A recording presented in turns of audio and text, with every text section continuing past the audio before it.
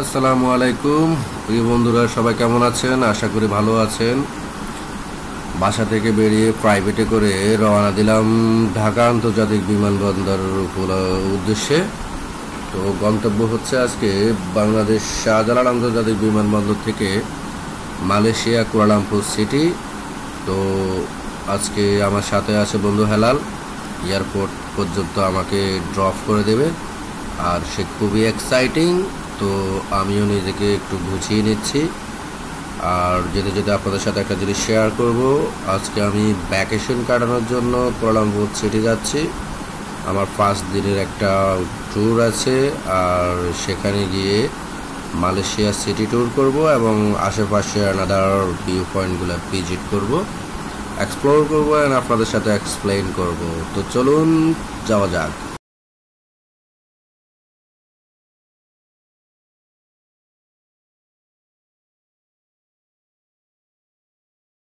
এয়ারপোর্টে আমাকে নেওয়ার জন্য কাঙ্ক্ষিত বিমানটি অপেক্ষা করতেছে, আর এখান পর্যন্ত আমাদেরকে বাসে করে নিয়ে এসেছে।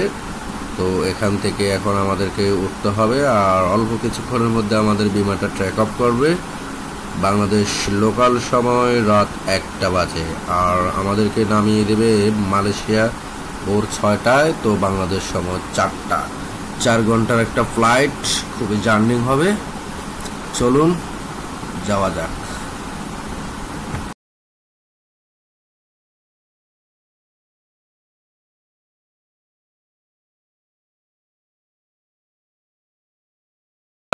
চলে এলাম কুয়ালালামপুর সিটি।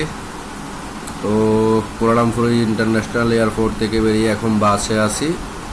গন্তব্য হচ্ছে কেএলসিসি টাওয়ারের পাশেই জালানপুরু। ওখানে হোটেল সাকুরা এলিট আমার বুকিং দেওয়া আছে আগে থেকে, booking.com থেকে বুকিং দিয়ে রেখেছি।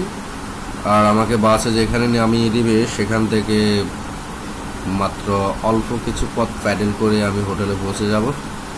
তো একটা বিষয় আপনাদের সাথে শেয়ার না করলে নয়, আসলে সুন্দর মালয়েশিয়াতে সব কিছুই খুবই সাজানো গোছানো পরিচ্ছন্ন। আর আজকে এখন এই মুহূর্তে মালয়েশিয়ার ওয়েদার আছে আপনার 25 ডিগ্রি সেলসিয়াস।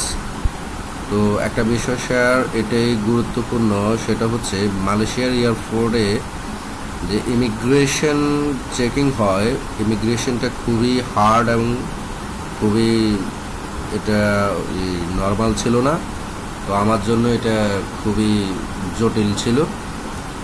আমি ওনাদের সাথে কথা বলে কমফায়ার করে ওনাদেরকে কনভিন্স করে আমার ইমিগ্রেশনটা কমপ্লিট করেছি। অনেককে ফেরত দিয়ে দিয়েছে, আর আমার 6 মাস আগে এই ভিসা নেওয়া ছিল, সিঙ্গেল এন্ট্রি ভিসা। তো আমি যেতে পারি নাই ভ্যাকেশনের কারণে। ঈদের পর এখন ভ্যাকেশনটা কাটানোর জন্য এই মুহূর্তে সময়টা বের করে নিয়েছি। তো ইমিগ্রেশনটা খুবই কঠিন। এখানে আপনি কেন আসবেন, কি কারণে আসবেন, এগুলো সঠিক ব্যাখ্যা করতে না পারলে আপনাকে তারা আটকে দেবে, এটাই। তো চলুন দেখা যাক, হোটেলে গিয়ে ঘুরবো আর আপনাদের সাথে শেয়ার করব কি কি দেখেছি। চলুন যাওয়া যাক।